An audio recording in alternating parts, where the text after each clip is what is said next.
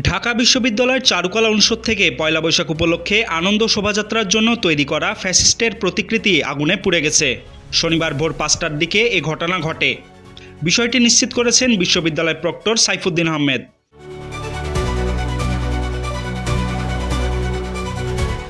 এ বিষয়ে ঢাকা বিশ্ববিদ্যালয়ের সহকারী প্রক্টর মোহাম্মদ ইসরাফিল বলেন, ফ্যাসিবাদের মুখাকৃতিকে টার্গেট করে আগুন লাগানো হয়েছে। ওই আকৃতি পুরোটাই পুড়ে গেছে। একই সঙ্গে পায়রার অবয়বটাও পুড়ে গেছে।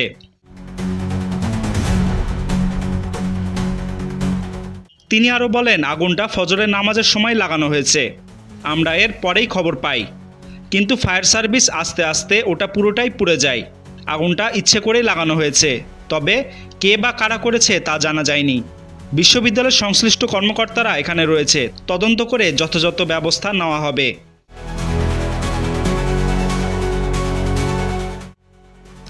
Desk report, Padma Times.